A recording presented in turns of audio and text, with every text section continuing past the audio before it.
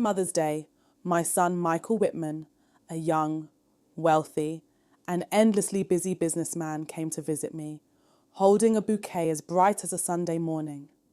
He set it on the table, gave me a gentle but distant smile, and asked, "Mom, Vanessa's still sending you the $5,000 every month."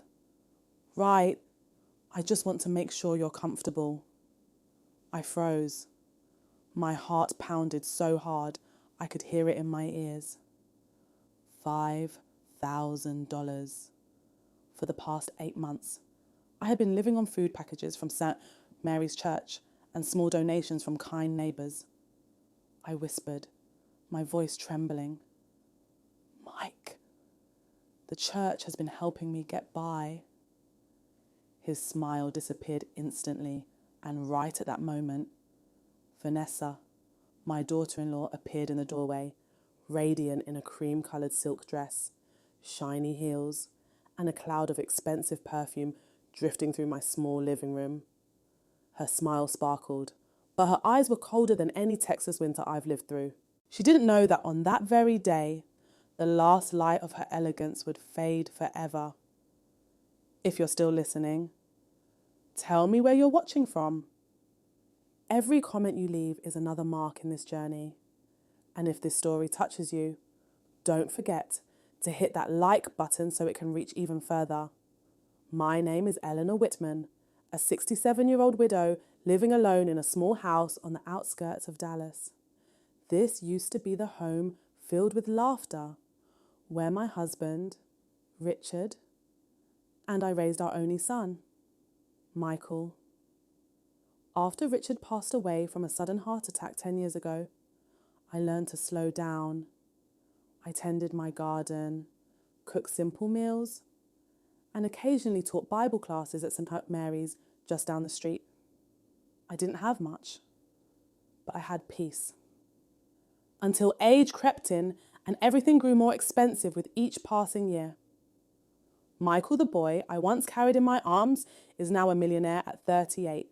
He owns a chain of tech firms, drives a new Tesla, and lives in a mansion in Park Cities where the annual property tax alone is more than what I've made in my entire lifetime. Of course, I was proud of him. These hands raised him. I believed he would grow into a kind, grateful man. So when he walked into my home that afternoon, sunlight spilling across his tired but handsome face, my heart warmed until he spoke. "Mom, Vanessa's still sending you $5,000 every month." Right. It felt like the air was sucked straight out of the room. I gripped the corner of my old apron to steady myself. 5,000, I repeated, my voice cracking. "Son, the church is helping me survive." Mike's eyes widened. He turned toward the woman who had just entered, Vanessa Cole, his wife. She stood there in a pearl-toned silk dress and shimmering heels. The scent of Chanel No. 5 filled my living room, overpowering the smell of the apple pie I had baked to welcome my son. Vanessa offered me a soft smile, the kind that might melt a room if it weren't so cold beneath the surface. "Oh, Mother," she said sweetly, her voice like honey poured over ice.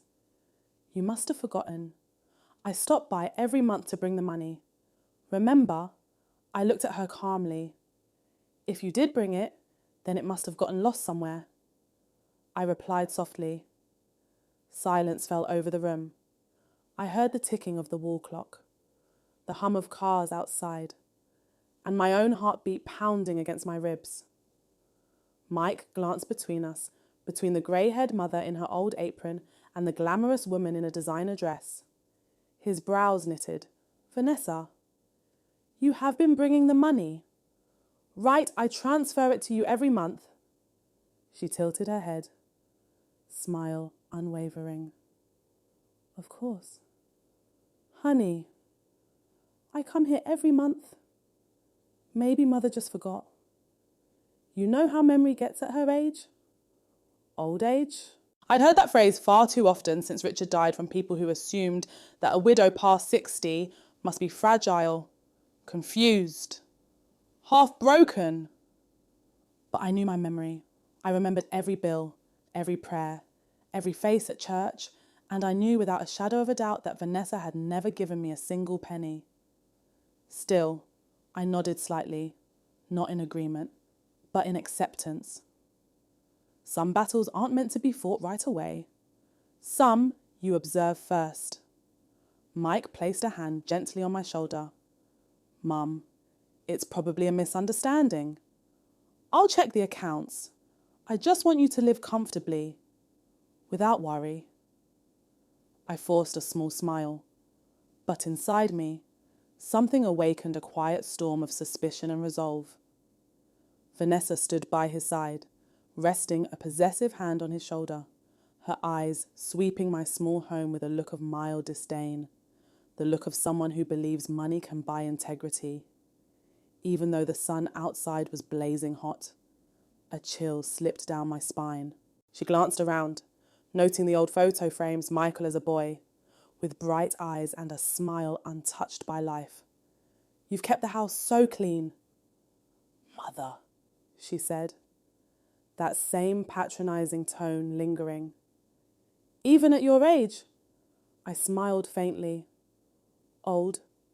Yes. But not so old that I forget who does or doesn't walk through my front door. After they left, I sat alone at the table. Sunlight stretched across the old wood like a reminder. 8 months, $5,000 a month, 40,000 she had stolen right from under my son's name. Under mine. That night, I opened my worn leather notebook, the one where I used to write grocery lists and prayers. But this time, I wrote something else. Find the truth. Don't trust fake tears. My fight had just begun. The next morning, I sat in my small kitchen, sunlight cutting through the curtains in long golden stripes. My jasmine tea had gone cold, but I didn't touch it. I kept staring at my old cell phone, asking myself the same question. Could I be wrong? Maybe the bank messed up. Maybe Vanessa sent the money through the mail. Maybe, in some moment of confusion, I had forgotten. But no, I knew better. I had spent decades keeping immaculate church records as treasurer. I balanced books with precision. I remembered exact dates, exact amounts, exact faces. There had been no envelope, no letter, no $5,000. That morning, I pulled out my old accounting ledger, the one I'd kept since my years managing finances for the Women's Committee at St. Mary's. I flipped through the pages, every line written neatly in blue ink, 12 walls for blood pressure medication, 24 for utilities, $10 to donation for community dinners. Not a single entry mentioning a transfer from my son.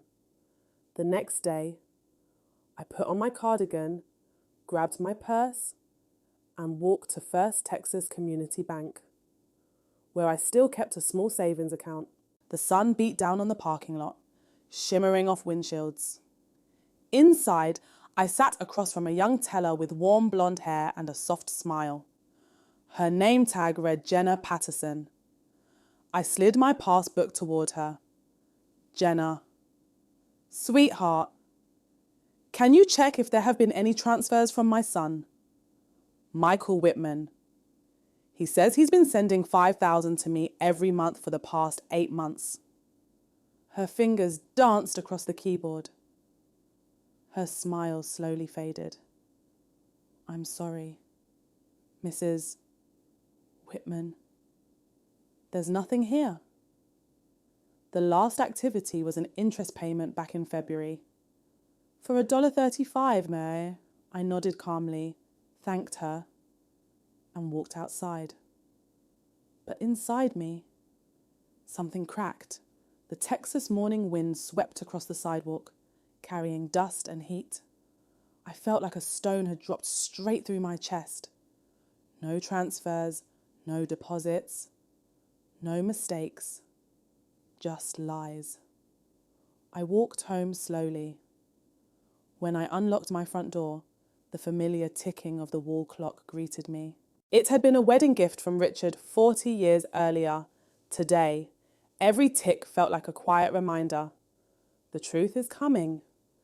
That afternoon, I attended service at St. Mary's. After everyone left, I sat quietly in the last pew. The church smelled of old wood and candle wax. Reverend Sam Turner, a kind middle-aged man who had known me for over 20 years, approached. "Ellie, you look troubled today," he said gently. I forced a small smile. "I'm just trying to understand why my son's letters never arrived." He placed a comforting hand on my shoulder. "The Lord has a way of bringing truth to light. Don't lose faith." But faith alone wasn't enough anymore. I needed action. That night, I opened the brown leather notebook Michael had given me on my 60th birthday. On the first page, instead of a prayer, I wrote, "If they're lying, I'll make the truth speak, even if I have to go through the law." From that day forward, I documented everything. Every time Vanessa visited, every lie she told, every nervous laugh, every absence of an envelope. June 14th, Vanessa brought a cake, said the bank must be delayed. No envelope. July 12th, she called saying she couldn't visit because of a charity meeting. I heard restaurant music behind her. August 2nd, brought flowers, same story, same empty hands. I wrote it all down with the precision of a woman who knew numbers never lie. Weeks passed. One afternoon in August, while I was watering my lavender bushes, a white Mercedes eased into my driveway.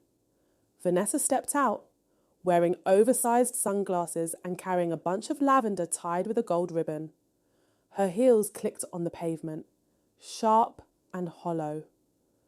"Mother," she said sweetly, "I brought you something to help you relax.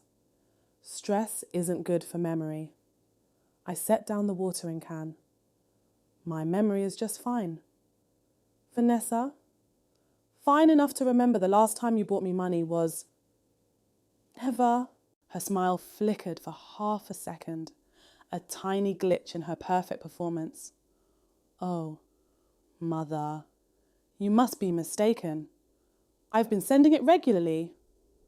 I continued arranging the flowers she brought, brushing my fingers through the stems.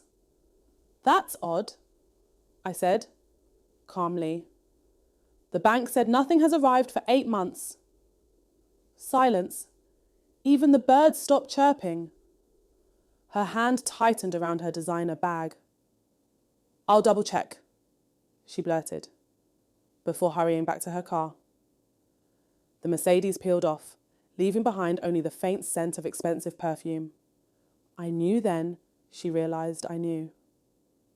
That evening, I wrote in my notebook August 22nd. She lied. She's nervous now. Pieces are shifting. I wasn't just a quiet, church-going widow anymore. I was a woman with purpose, a mother determined to reclaim her dignity. A few weeks later, while sitting on my porch sipping tea, a thought struck me. What if the money was being sent but intercepted the next morning? I called Michael's company from the public phone outside the post office. I didn't want to call from home, not when I suspected Vanessa's eyes might be everywhere. "Hello, this is Eleanor Whitman," I said. "May I speak with someone in accounting?" After a brief hold, a middle-aged woman answered, "This is Sandra Miller, head accountant." "How can I help you, Sandra?" "I just need to confirm something. My son says he's been sending me $5,000 monthly." She paused. I can't disclose his personal accounts. But let me check. A moment later, yes, I recall those transfers, but I'm not sure they were going to your account. The name matches, but the account number is different. A chill ran down my spine. Different account. Same name. I whispered, "Thank you," hung up, and walked home in silence. Someone had created an account under my name, and only one person had access close enough, bold enough, and selfish enough to do that. Vanessa. As I walked home, my shadow stretched long across the road, the Texas wind brushing past like a quiet warning. I wasn't afraid anymore. I wasn't confused. I was awake. And Vanessa Cole had chosen the wrong mother to underestimate. 3 mornings later, while I was trimming the lavender bushes by my porch, I heard a sudden, firm knock on my door. Not a neighbour's light tap, not a mail carrier's gentle rap. This was heavy, steady, the kind of knock that carried purpose. I wiped my hands on my apron and opened the door. Standing on my porch was a tall, slightly greying man in a charcoal suit. His tie was loosened, and his briefcase looked worn, as if he had driven straight from a long trip. "Mrs. Eleanor Whitman?" he asked politely. "Yes," he gave a small nod. "My name is Thomas Grayson. I'm the chief accountant at your son's company, Whitman Tech Group." I narrowed my eyes slightly. I recognized the last name from the email signature Sandra mentioned, but she never told me he'd come in person. "Please, come inside," I said softly. He stepped in, looking around my modest living room with quiet respect. Sunlight came through the window, illuminating the soft wrinkles on his tired face, the face of a man who'd seen far too many financial sins. I poured him a glass of water, set it on the table, and sat across from him. "Mrs. Whitman," he began slowly. "I heard about your inquiry regarding the monthly transfers. Sandra informed me. I thought perhaps it was time you knew everything." He unlatched his briefcase and placed a thick folder in front of me, every page neatly clipped, printed with rows of numbers. I felt my breath stick in my chest. He slid the folder toward me. His voice was low, honest. "These are 8 transfers, 1 each month, all for $5,000, $40,000, my son's hard-earned money. Each transfer," he continued, "was sent to an account under the name Eleanor Whitman, but the signature authorizing it belonged to your daughter-in-law, Mrs. Vanessa Cole." My heart froze.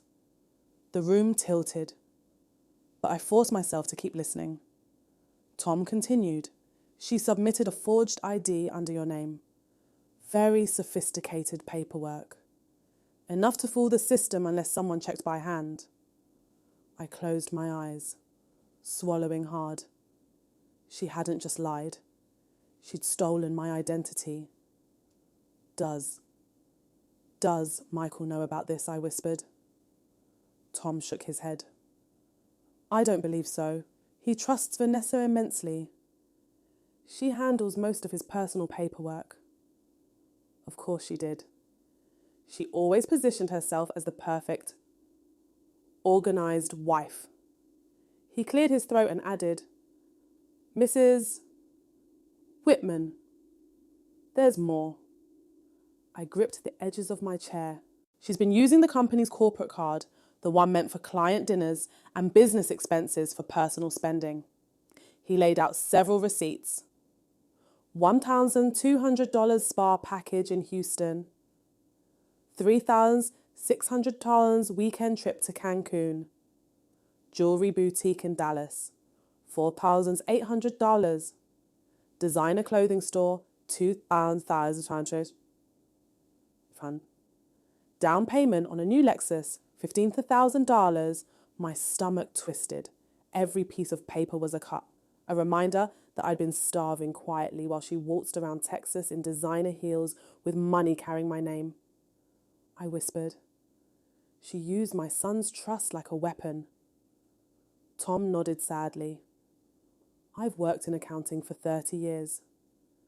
This is one of the worst cases of quiet exploitation I've seen. My fingers trembled as I touched the papers. I had lived honestly my whole life. I had paid every bill on time. I never asked for more than what I needed. And this woman, this stranger with perfect hair and perfect lies, stole from me while calling me mother. I looked up at Tom. If I want to expose this, will you help me? He met my gaze, grey-blue eyes steady. Mrs. Whitman, I believe in justice, and you deserve the truth. I'll help in every way I can, but we need to gather evidence quietly. Quietly. That word fit me like an old friend. He closed his briefcase gently. Give me a few days. I'll bring you everything you need. The truth won't stay hidden much longer. I nodded, feeling the weight in my chest loosen, not relief. Not yet. But something like direction. Thank you. Mr. Grayson, you have no idea what this means to me.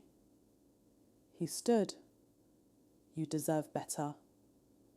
And your son deserves the truth. When he left, I closed the door behind him and leaned against it, feeling the tremor in my hands. 8 transfers, over $47,000 in total spending. Every page a slap in the face. I walked into the kitchen, placed the folder on the table, and stared at it for a long time. This wasn't about money anymore. This was about dignity, about motherhood, about the truth. I had been denied. Later that afternoon, I brewed a cup of tea and sat on the porch, breeze brushing through my hair. My garden looked peaceful, almost mocking. Lavender swayed, glowing in the sun. Inside, a quiet fire was burning. That night, I took out my brown notebook and wrote, September 11th, Tom Grayson visited today. He brought proof. 8 stolen transfers. Dozens of fraudulent charges. Vanessa deceived not only me, but my son too. I am not alone. This is the beginning. I closed the notebook, feeling something return to me, something I hadn't felt in months.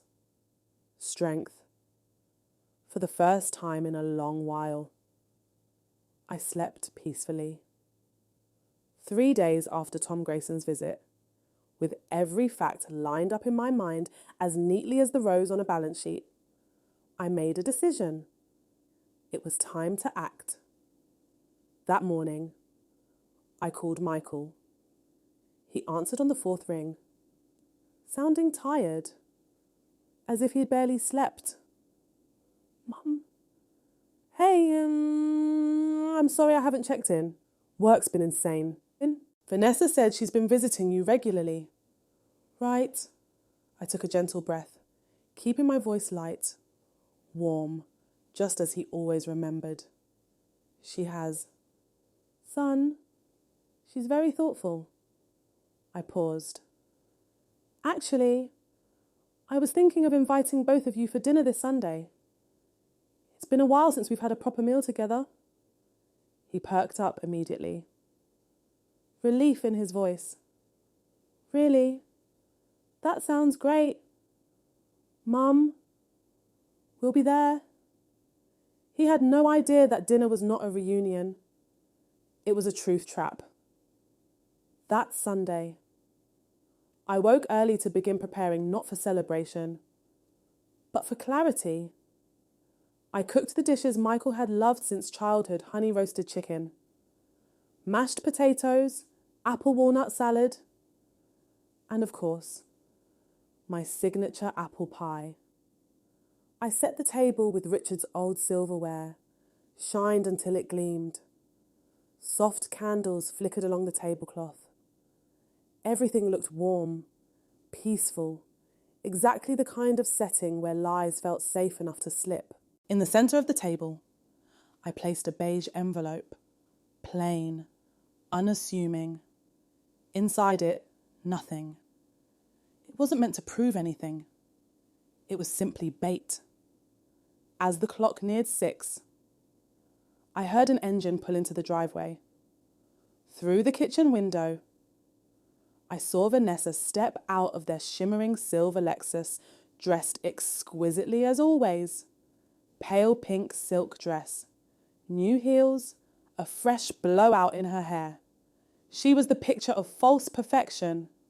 Michael followed, carrying a bouquet of white lilies. "Mum," he said cheerfully as he hugged me. "You look great." I smiled, touching his cheek. "I'm better than ever." "Sweetheart," Vanessa stepped forward, wearing that trademark polished smile. "Oh, Mother, everything looks so cozy and lovely tonight." "Yes," I said softly. "Tonight will be very special." As we ate, the room grew warm and comfortable. I spoke about the garden, the church, the weather, nothing important, nothing suspicious. Vanessa relaxed. Michael relaxed. That's what I needed. When the main course was nearly done, I laid my fork down gently and smiled. "I appreciate both of you, especially for this month's 5,000, Vanessa." It happened so fast I almost missed it. The slight freeze in her smile, the tension in her jaw, the flicker of fear in her eyes. But she recovered instantly. "Oh, Mother, please, you're too formal. I'm just doing my duty," she said, lifting her wine glass gracefully. I nodded. "I'm relieved. I used some of the money to replace my old heater. It gets cold early in Texas." Vanessa smirked slightly, glancing at Michael as if to signal everything was under control. She had no idea she'd just walked into the trap. I leaned back casually and asked, "Vanessa, dear, I'm curious. What day do you usually send the money?" She didn't even pause to think. "On the 10th of each month." Mother. And that was the moment everything changed. Michael put his fork down, confused. "Wait, not the 10th. I set the auto transfer for the 15th. I picked the 15th because it's the day after payroll." The room fell silent in a way that can only happen when a lie hits a wall. Vanessa's face slowly tightened. "That's strange." "Honey," she said with a shaky laugh. "Maybe you misremembered, no?" he said firmly. "It's the 15th. I set it myself."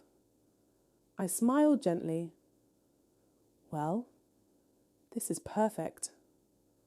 I'll go to the bank on the 15th to check everything, just in case the system is acting up." Vanessa's throat bobbed as she swallowed hard. She tried to speak, but nothing coherent came out. Only a brittle laugh.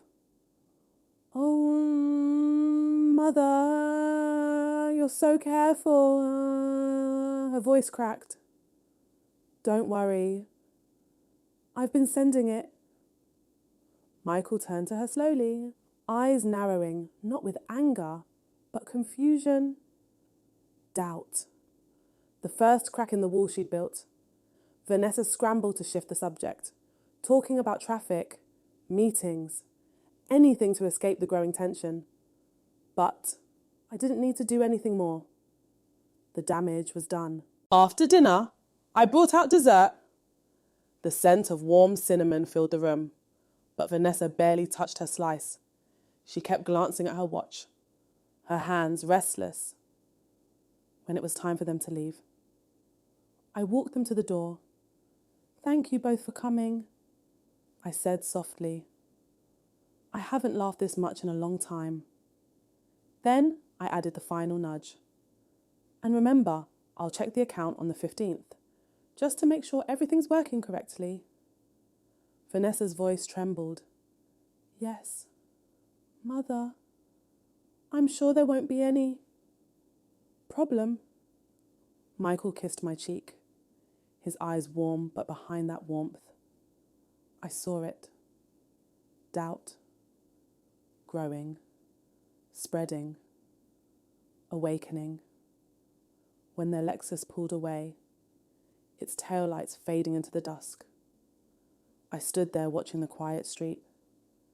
I didn't feel triumph or joy, just calm. A clean, clear calm.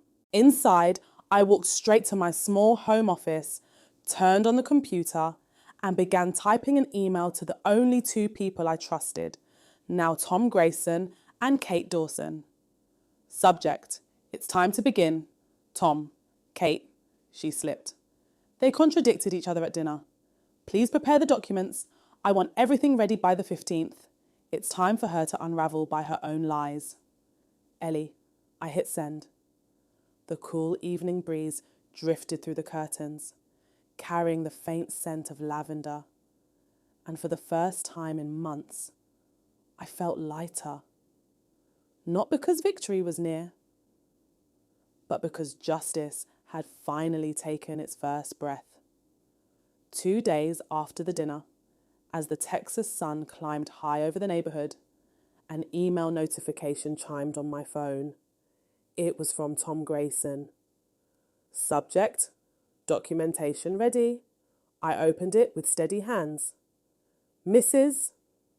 Whitman, I obtained confirmation from the bank. The account under your name was opened by Mrs. Vanessa Cole using forged documentation. We will be able to access full transactional data once we have a subpoena. Attorney Dawson will prepare the legal steps. Everything is moving in the right direction." "Tom," I exhaled slowly. 8 months of quiet suffering. And finally, the truth was assembling itself, piece by piece. I closed the email, and for the first time since last winter, I allowed myself to breathe fully. Not triumph, not relief, just clarity. That afternoon, a postal truck pulled up beside my mailbox. Mr. Harris, the familiar mail carrier with a kind face, handed me a large sealed manila envelope stamped "Confidential Financial Records Enclosed." It was heavier than it looked. Inside were dozens of crisp printouts, 8 transfers from Michael Whitman, 8 deposits into the forged account under Eleanor Whitman, bank signatures forged, secondary credit card charges, spa visits, jewelry receipts, trip itineraries, the $15,000 down payment for a new Lexus. Every page was a wound. Every page was truth. On the bottom of one document, Tom had written in blue ink, "Total unauthorized spending, $47,800. T. Grayson." I sat at the table, staring at the number. My son had sent me $40,000. She had spent even more than that. I touched the paper gently, as if it were fragile. But it wasn't fragile. It was solid. It was the first real weapon I had held in this battle. A quiet weapon. A truthful one. As I sorted through each page carefully, the doorbell rang. I nearly jumped, startled out of my focus. I opened the door to find Kate Dawson, dressed in a fitted navy blazer, her expression sharp and determined. "Ellie," she said, stepping inside. "Tom forwarded me everything. You have a strong case. One of the cleanest I've seen in years." I motioned for her to sit at the kitchen table. She spread her papers like a surgeon preparing for an operation. I'll be honest, she said. This is textbook elder financial exploitation, forgery, identity fraud, misappropriation, misuse of marital funds. We could take a civil and criminal route. I took a sip of tea, my hand steady. I don't want to drag her publicly. Kate, not yet. Not before my son sees it himself. Kate nodded, a glimmer of respect in her eyes. That's rare. Most people want revenge. You want understanding. I smiled faintly. I want the truth to wake him. That's all. Kate organised her folders. Then we'll do it your way. We'll prepare the summary packet for Michael and full evidence for court if necessary. Tom and I will file the paperwork after the 15th. For now, keep everything locked and stay alert. As she stood to leave, she paused at the doorway. Ellie, you're stronger than most clients I've represented. Whatever happens next, you're ready. Her words stayed with me long after she left. That evening, I lit a candle beside Richard's old photo. My husband looked as he always did, calm, gentle, steady. Rick, I whispered, I think you'd be proud. I'm standing my ground. The flame flickered softly. Outside, cicadas hummed, the Texas dusk settling over the house like a warm blanket. I sat down with my brown journal and began writing the day's entry. September 13th. Dinner went exactly as needed. Vanessa slipped, contradicted herself. Michael is beginning to doubt. Received full documentation today. She stole from me. She stole from him. But the truth is now louder than her lies. 15th, the real unravelling. I closed the notebook, the pen tapping against the wooden table. Every tap felt like a heartbeat returning to life. I wasn't afraid. Not anymore. On the morning of September 15th, the Texas air felt unusually calm.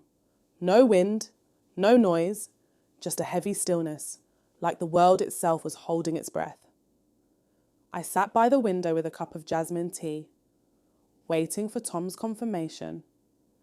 At 8:13 a.m., my phone buzzed. A new email from Thomas Grayson. Subject, confirmation and complete file. Attached, my chest tightened. I opened it. Mrs. Whitman. Attached are the certified statements from the bank confirming the fraudulent account. Vanessa Cole is listed as the primary controller. The forged ID was used on May 4th. Additionally, the secondary credit card charges are now verified as unauthorized personal expenses. Attorney Dawson can officially open the case. Tom. I downloaded the files. Statement after statement. Signature after signature. Lie after lie. All captured in black ink. All undeniable. The sun filtered through the blinds, casting stripes of gold across the documents.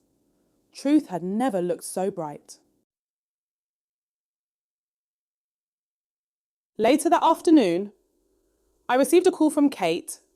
Ellie. She said, everything is wrapped up. Legally, we can move at any point. But tell me, are you still sure you want to let Michael see it first? Yes, I said softly.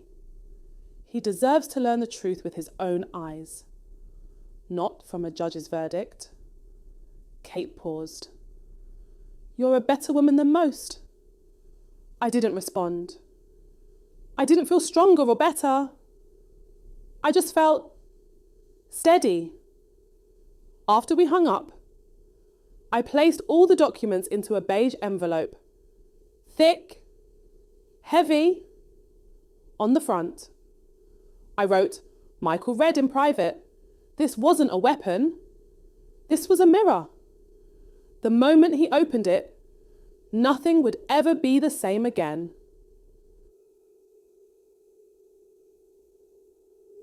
That night, as the sun dipped into the horizon and painted the sky orange and purple, I sat on the porch, breathing in the scent of warm earth and lavender. My hands trembled not from fear, but because justice was no longer a distant idea. It was coming, quietly, firmly, inevitably, and I was finally ready to face it. For the next 2 days, I lived in a quiet state of focus. Not anger, not excitement, just a calm, determined clarity, the kind you feel right before a storm breaks. I had one final step to prepare. Michael needed to see the truth with his own eyes, not from a courtroom bench. And I knew exactly how to set the stage. That Wednesday afternoon, I drove to St. Mary's Church, the place that had held me through the hardest years of my life. The late sun lit the stained glass windows in warm reds and blues. Reverend Sam Turner was arranging folding chairs for the weekend community dinner when he saw me. "Ellie," he said kindly, wiping his brow, "you look like a woman with purpose. I need your help." "Reverend," I said softly, "I need a reason for Michael and Vanessa to come together somewhere neutral, somewhere safe. A small charity evening. Maybe. Something simple." Reverend Sam listened, his eyes thoughtful. After I finished explaining, he nodded slowly. "Sometimes," he said, "the Lord doesn't reveal the truth through thunder. He reveals it through quiet light. If this is the path, I'll help you shine that light." I squeezed his hand in gratitude. A plan formed, a simple dinner under the guise of a charity coordination meeting for seniors in need. Nothing suspicious, no tension, just a friendly evening, until the truth was laid bare. I returned home, opened the beige envelope filled with bank statements, forged signatures, Lexus payments, spa receipts, and carefully reorganized them into a second envelope. This one was thicker, heavier, final. On the front, I wrote in clean, steady letters, Senior Assistance Donation Records. It was the perfect disguise. After sealing it shut, I rested my hand on it. It felt cold. Truth often does. 2 evenings later, as the sun melted into the horizon, I stood in my kitchen, simmering a pot of beef stew, Michael's favourite since childhood. The aroma of red wine, herbs, and slow-cooked beef filled the house. It felt nostalgic and tragic all at once. I dressed in a soft blue blouse, simple but elegant, not to impress but to show strength. At 7 p.m., I heard a car pull in. Michael and Vanessa stepped out. He wore a crisp white shirt. She wore a fitted pastel dress, pearls catching the light. She looked stunning. But lies often do, Mother Vanessa chirped, stepping inside. "Everything smells wonderful." I smiled warmly. Yes, tonight will be wonderful. A few minutes later, the doorbell rang again. Reverend Sam entered, carrying a large white envelope to sell the illusion. Donation paperwork. "Ellie," he said aloud, placing it next to the thicker beige envelope on the table. Vanessa's eyes darted curiously between the 2 envelopes, but she said nothing. We all sat down, and I served the stew. Michael took a bite and smiled, really smiled for the first time in months. "Mum, this tastes like childhood." My heart tightened. He had no idea his childhood was about to collide with the truth of his adulthood. After dinner, plates were cleared. I gently tapped the thicker beige envelope. "Son," I said softly, "these are the donation records I wanted to review with you both. It's for our senior outreach program. Vanessa's posture stiffened. Good. I slid the envelope toward Michael. Why don't you take a look? He opened it casually, then froze. The first page stared back at him. Recipient, Eleanor Whitman. Amount $5,000. Deposited account, ending in 2046. Account holder, Vanessa Cole. His eyes widened. His lips parted. He flipped to the next page. 8 transfers. 8 deposits. All under Vanessa's control. Mike, Vanessa said quickly, her voice sharp and trembling. This isn't what it looks like, but Reverend Sam interrupted gently. There's more. He reached into his jacket and pulled out Tom Grayson's summary packet, placing it in front of Michael. On top was a photo of the forged ID, a fake Texas driver's license with my name, Eleanor Whitman, but Vanessa's picture. Michael gasped. Vanessa, what did you do? Her voice cracked. I just borrowed it. I was going to pay it back. I didn't want to upset your mother. Borrowed, I whispered. $47,000. Spa Trips jewelry. A new Lexus. Vanessa's face went pale. She looked at Michael like a drowning woman reaching for a branch.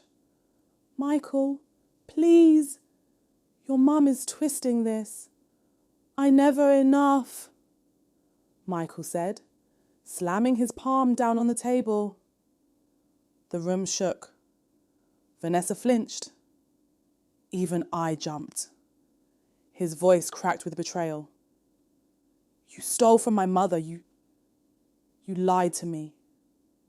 You used my name, her name, and my company's card. This isn't a misunderstanding. This is fraud. Tears filled Vanessa's eyes, spilling dramatically, but I saw it. There was no guilt behind them, only fear of consequences. She stood abruptly, her chair scraping violently. I don't need this. If you want to believe her over me, fine. She grabbed her purse and stormed out, her heels pounding against the wood floor. Michael didn't follow. Not one step. He just stared at the documents with shaking hands, his world shattering piece by piece. I placed my hand gently over his. Son, the truth hurts, but it frees us too. He swallowed hard, his voice a broken whisper. I'm so sorry. Mum, I didn't know. I should have protected you. I squeezed his hand. No, baby. The mistake wasn't yours. It was hers. Reverend Sam placed a reassuring hand on Michael's shoulder. The truth always comes out, he said softly. Sometimes sooner, sometimes later, but always. Right on time. When they both left, the house fell silent, utterly still. I cleaned the plates, extinguished the candles, folded the tablecloth. As I placed the last fork into the drawer, I whispered, it's done. But inside, my heart ached. Truth brings justice, but it also breaks illusions. And tonight, it broke my son's heart. The morning of the preliminary hearing arrived with a sky the colour of steel. Heavy, silent. I woke before dawn, my heart steady, my breath calm. I dressed simply navy blouse, grey slacks, small silver earrings Richard once gave me for our anniversary. I wasn't dressing for victory. I was dressing for dignity. Kate Dawson picked me up at 7:45 a.m., punctual as always. When I stepped outside, the early Texas wind brushed against my face. Cool. almost cleansing. You ready, Ellie? She asked quietly. I nodded, as ready as a mother can be. The courthouse was colder than I remembered. Tall white walls, polished floors, the faint smell of coffee and old paper. People shuffled past, lawyers murmured to clients. A judge's gavel cracked in a distant room. When we entered our courtroom, my breath caught. Vanessa Cole was already seated at the defendant's table. She looked nothing like the glamorous woman who had once walked into my home wearing pearls and silk. Today, she wore a plain black suit, hair tied tightly into a bun, no jewellery. Her eyes were red-rimmed not from remorse, but from fear. Beside her sat a young, nervous-looking attorney who couldn't have been older than 30, probably hired in panic. Michael sat alone in the second row behind them. My son, eyes hollow, shoulders slumped. He didn't look at her. He didn't look at me. He looked like a man grieving a death no one else could see. At 9:02 a.m., the judge entered, a stern woman with grey streaks in her hair and an expression carved from decades of dealing with people's darkest secrets. This court is now in session for the case of Eleanor Whitman versus Vanessa Cole, concerning allegations of elder financial exploitation, identity fraud, and marital financial misconduct. My pulse slowed. My mind sharpened. This was the moment truth would no longer be whispers in notebooks. It would be ink in the law. Kate stood first. Your Honour, she began. Her voice clear, strong, unwavering. For 8 consecutive months, the defendant used a fraudulent bank account under my client's name to misappropriate $40,000 intended for Mrs. Whitman's care. She laid down the statements, page by page, the sound of each sheet hitting wood like a heartbeat. Additionally, the defendant used a corporate card belonging to Whitman Tech Group for personal luxury expenses totaling $47,800. Gasps filled the courtroom. Vanessa kept her eyes glued to the table, her lips trembling. Kate wasn't done. She also forged a Texas driver's license using Mrs. Whitman's name. This allowed her to open a secondary bank account. Every stolen dollar went directly into that account. She paused, then pointed toward the defense table. This was not a mistake. This was a calculated, systematic act of exploitation. The judge turned to Vanessa. Mrs. Cole, do you have a statement? Her lawyer jumped up quickly. Yes, Your Honour, my client maintains that this was simply a misunderstanding. Vanessa cut him off, tears streaming. Your Honour, she's old. She forgets things.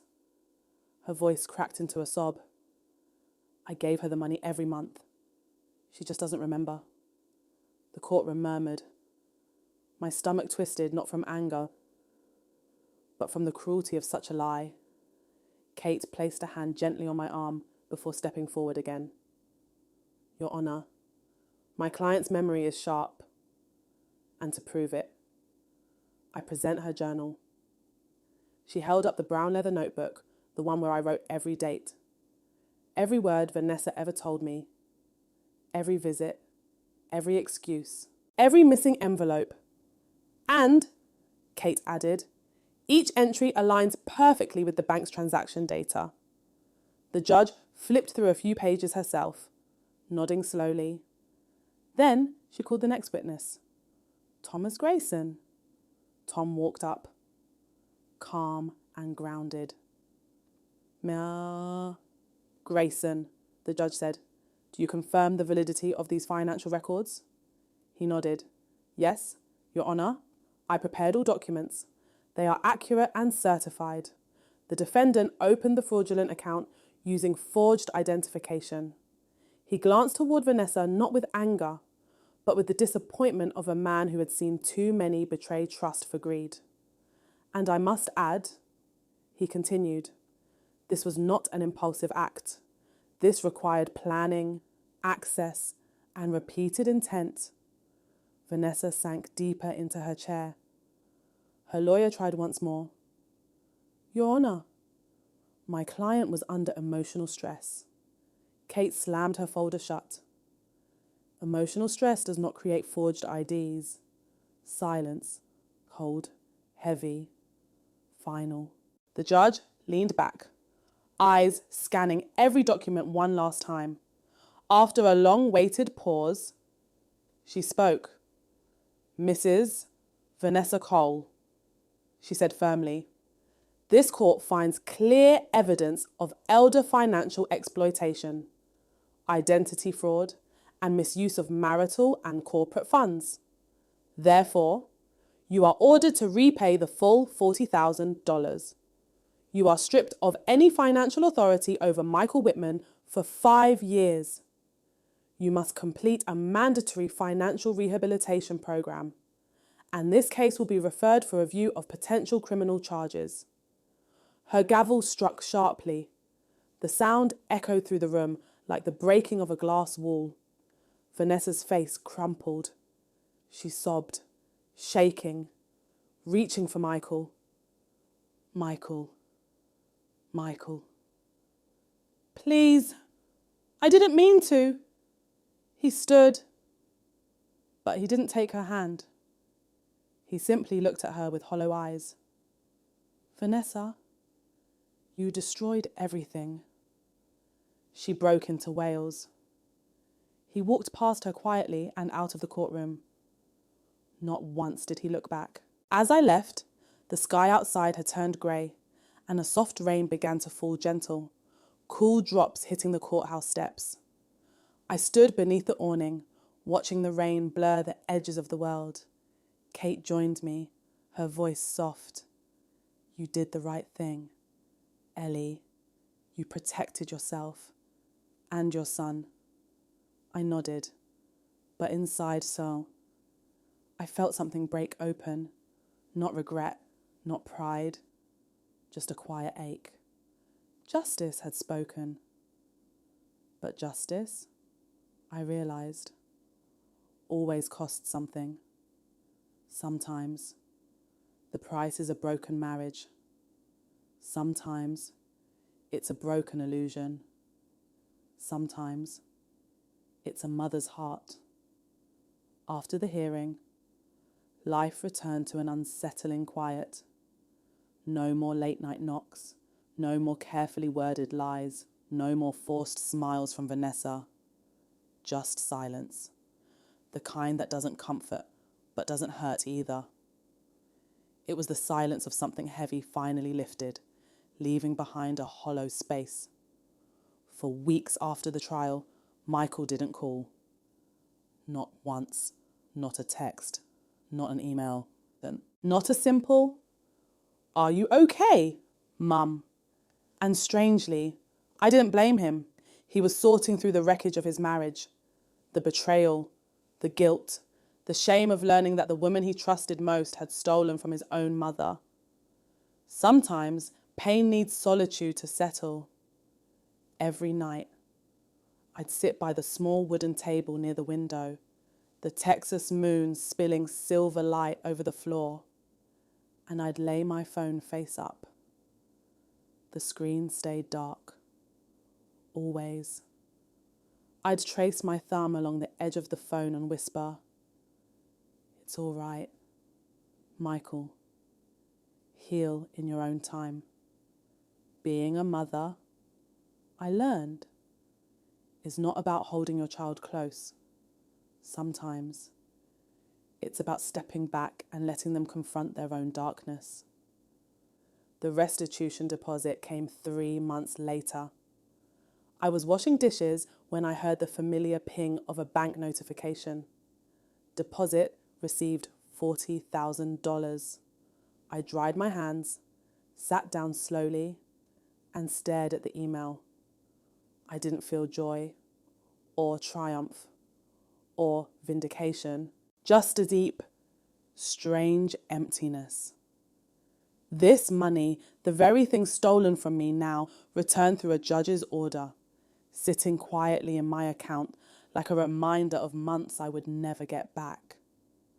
I let out a long breath and whispered, Lord, let me use this wisely.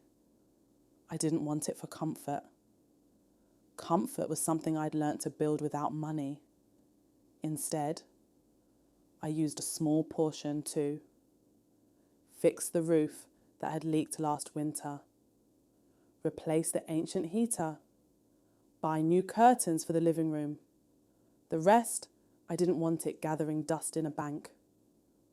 I wanted it to matter.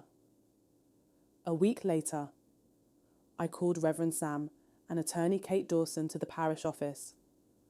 I want to start a foundation. I told them.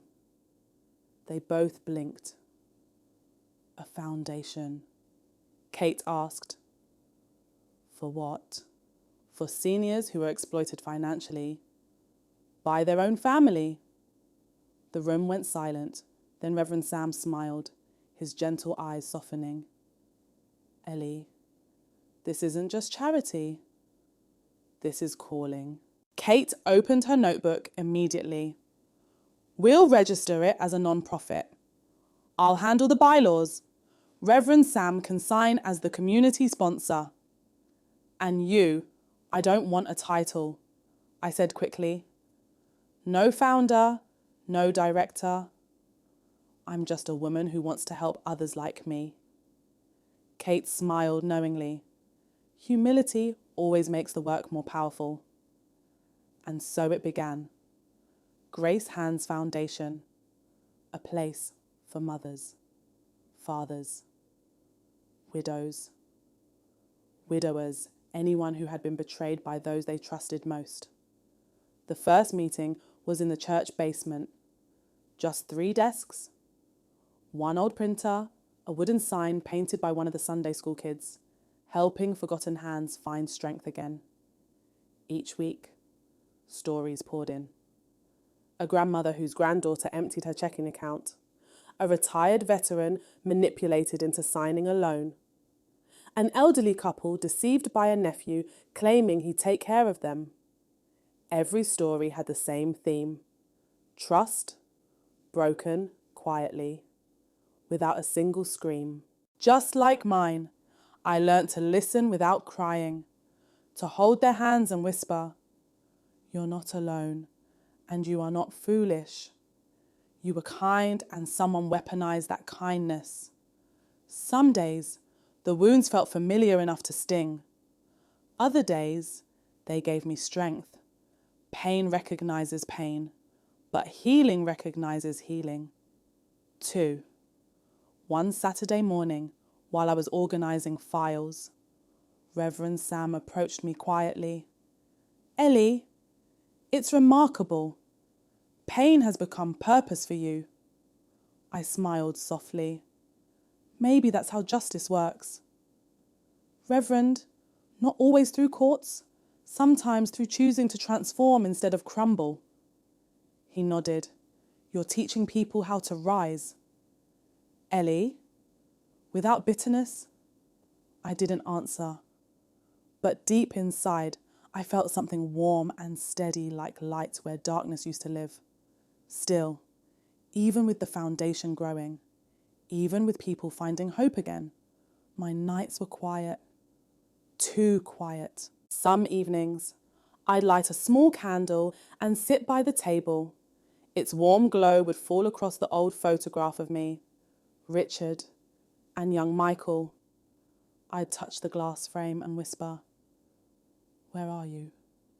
Son, I'm not angry. I just hope you're healing. Forgiveness had come easily. Forgetting had not. Not because I held a grudge, but because wounds take time to scar over. I didn't rush him. I didn't demand explanations.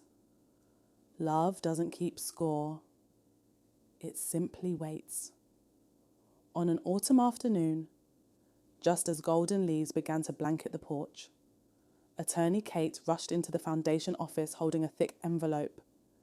Ellie, she said breathlessly, We did it. The Elder Justice Fund approved our grant. They want to partner with Grace Hands permanently. Reverend Sam looked stunned. I just stared at the envelope. A year ago, I was stretching donated canned soup from the church pantry.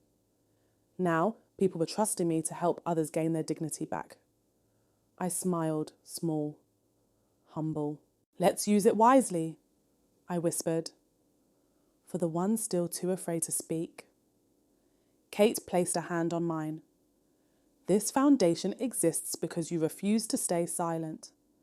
That takes courage most people don't have. I didn't answer. In my heart, I wasn't thinking of courts or grants or justice. I was thinking of a knock on my door that hadn't come yet. A son trying to find his way back to the mother he failed to protect. The storm arrived before he did. Thick Texas rain hammered the windows, splashing against the porch as wind knocked over a few lavender pots I'd forgotten to bring inside. The living room lamp cast a warm, honey-coloured glow against the storm-darkened house. I was sorting foundation paperwork when I heard it knock, knock, knock. Soft, uncertain, carrying the weight of someone who wasn't sure if they were welcome. My heart froze. No neighbour knocks that late. No volunteer. No mailman. I stood slowly, each step toward the door sounding louder than the storm. When I opened it, there he was, Michael, my son, drenched from the storm, shivering, eyes red, swollen, and hollow. He looked younger, like the frightened boy who used to crawl into my bed after nightmares. Mom, he breathed. Just one word. A word cracked open by guilt. Before I could speak, he stepped in and sank to his knees on the hardwood floor, water dripping from his clothes, his hands shaking.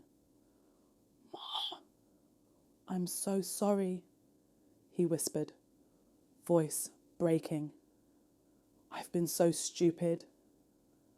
The sight tore straight through me. Not anger, not satisfaction, just a mother's ache. Michael, I whispered, kneeling beside him. Get up, son. Please. But he shook his head, tears falling freely. I doubted you. I believed her. I let her speak for you. I let her lie about you. And he broke, covering his face with his hands as sobs shook through his body. I failed you. Mum, I wasn't there when you needed me. And you were suffering while I lived blind. I wrapped my arms around him, gently pulling him to his feet. Come here, I whispered. I guided him to the sofa like I had when he was small and feverish, placed one of Richard's old blankets around him, and began drying his hair with a towel. He closed his eyes, leaning into my hands. How are you still so gentle, he whispered. After what I let her do to you, my heart squeezed. Because I'm your mother. I said simply. For a long moment, neither of us spoke. Only the fireplace crackled and the storm rattled the windows. The room smelled of wet earth, lavender, and something else. Relief. Finally. He spoke again. Voice raw. Mum? She's gone. I paused, towel in hand. Gone. He nodded weakly. She drained the remaining savings, whatever was left in the company checking, and disappeared. I felt a quiet sadness settle into me. Not shock, not anger, just acceptance. Some people destroy everything around them when their lives collapse, And she left me a message, he added in a faint whisper. His jaw clenched. You trusted the wrong person. I placed a hand over his. No, sweetheart, I said softly. You trusted the right way. She just wasn't worthy of your trust. He leaned into my shoulder, exhaling shakily. I've lost everything. Mum, my marriage, my money, my pride, everything. I stroked his hair gently. No, Michael, you still have the most important thing.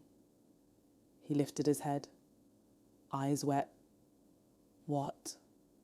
I touched his chest. A heart that can admit its mistakes. That's something people like Vanessa never have. He swallowed hard, eyes dropping. How can you forgive me so easily? My voice softened, warm like the fire beside us. Forgiveness doesn't mean forgetting. Forgiveness means choosing not to let pain turn you into someone else. He broke again, not loudly, but quietly, the way deep regret always sounds. When his tears finally slowed, I brought him a cup of hot ginger tea. He wrapped his hands around it, letting the heat seep into his cold fingers. I don't know how to rebuild my life, he said softly. Then start here, I replied, with honesty, with humility, with work that matters. He nodded slowly. Then he said the words I didn't expect to hear so soon, Mum. Can I help at the foundation? I want to do something meaningful, something good. My heart swelled. You're sure? He looked at me with eyes no longer hollow, eyes searching for purpose. I don't want to run after money anymore. I want to rebuild myself the right way. Maybe start this Saturday. A smile, small but real, warmed my face. Of course, son. From that weekend forward, Michael came to Grace Hands Foundation every Saturday. He didn't act like a disgraced executive. He acted like a man trying to put his soul back together. He carried boxes, served coffee, organised files, sat with seniors as they told their stories of betrayal. And sometimes I'd catch him watching me with a soft, almost wounded gratitude. One morning, I saw him helping a 78-year-old widow fill out a fraud report. His voice was gentle, patient, humble. When he finished, he came over, rubbing the back of his neck.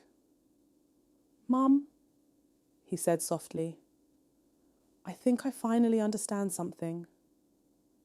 What is it? Dear. He smiled, truly smiled for the first time in almost a year. That strength doesn't come from never falling. He paused. It comes from getting up when everything inside you says stay down. I placed a hand on his shoulder. You've crossed your pain. Michael, that takes courage. He looked away, blinking back a few tears. If it weren't for you, Mum, I think I would have lost myself completely. My voice was barely a whisper. I didn't save you. Sweetheart, you saved yourself. Outside, light rain tapped against the window, gentle, rhythmic, almost like music. The storm that had once brought him back was now a soft drizzle, healing, cleansing, kind.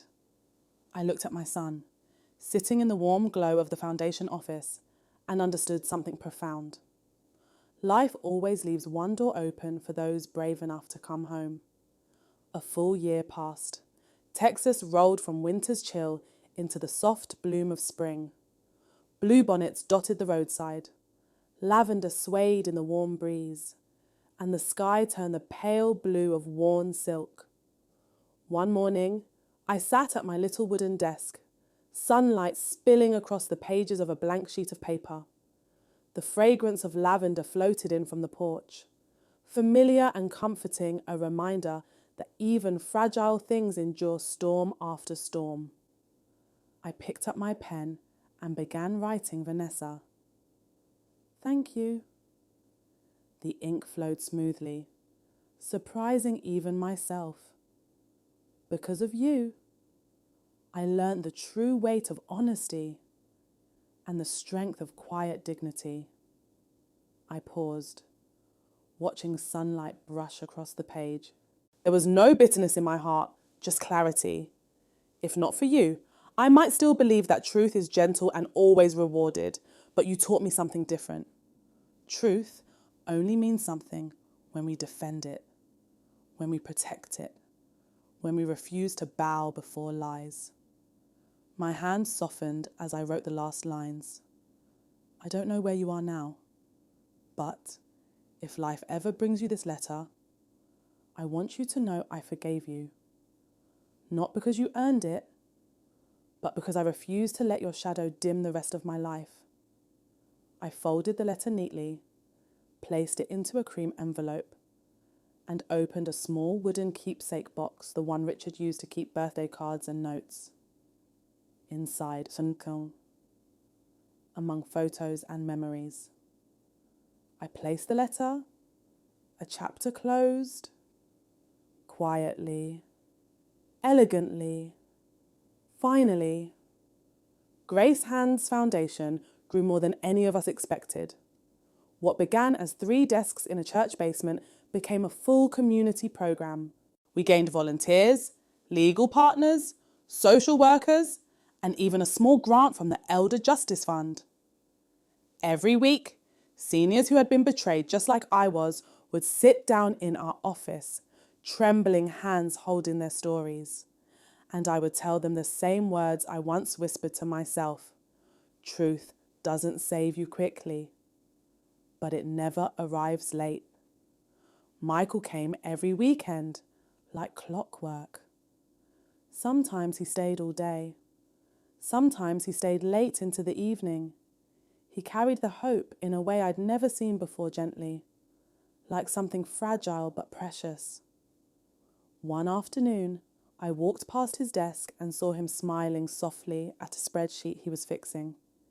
In that moment, I saw not a fallen man, but the boy I once raised, the boy who used to help me bake cookies, who once asked, Mom, what does honesty mean? Who lost himself and then found his way back. Michael. I called softly. He looked up. Yeah. Mum, you've grown. I said simply. He gave a small, humble smile. If it weren't for you, I wouldn't even have a place to start. I touched his hand gently. You saved yourself. Sweetheart, I just left the porch light on. The months slipped by, filled with healing, small victories, and quiet joy. Then, one warm afternoon, the phone rang. A woman's cheerful voice chimed through the speaker. Miss Eleanor Whitman, congratulations, you've been selected as Texas Woman of the Year. I blinked. Excuse me, for your work with Grace Hand's Foundation.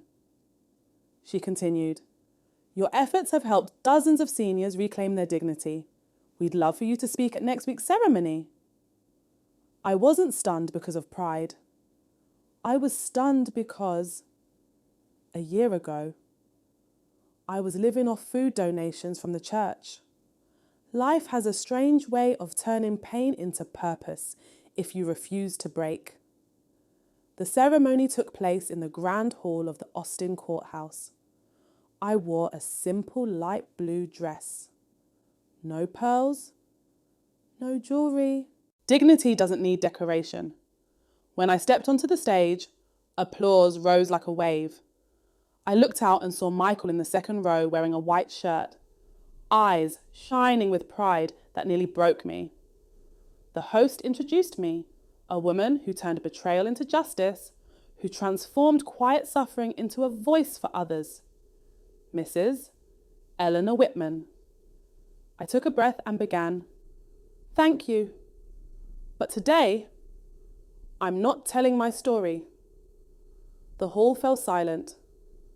I'm telling the story of an unnamed mother deceived by the one who married her son. A woman who almost lost her dignity, her hope, and her trust. I paused. She thought the best revenge was silence, but she learned something better when someone steals your trust. The strongest retaliation is truth, not shouted, but lived. A hush swept through the room, deeper than applause. "And to everyone who has ever been betrayed by someone they loved," I said softly, "remember this. Justice isn't just what happens in a courtroom. Justice begins the moment you say, 'Enough, no more,' when I stepped off the stage. The applause didn't matter. What mattered was Michael standing up as I approached him, eyes wet. 'Mum,' he whispered, voice breaking. 'I've never been prouder of you.' I pulled him into my arms. 'Then I've won twice,' I whispered. That night, I sat by my window, journaling like I always did. A mother's greatest victory is not winning a lawsuit, but teaching her child the value of honesty outside a... Rain began to fall, gently tapping against the glass with the familiar rhythm of forgiveness. On the table, a small candle flickered beside a family photo, me, Richard, and little Michael. Love never dies. It just changes form. I closed my journal, blew out the candle, and whispered, "Thank you for staying with me till the end of my story." If you've ever suffered injustice, tell me your story. Your voice today might light the way for someone tomorrow. The flame faded into a thin trail of smoke. But inside me, inside this quiet Texas home, a brighter light remained. A light called truth. A light called dignity. A light called rising again.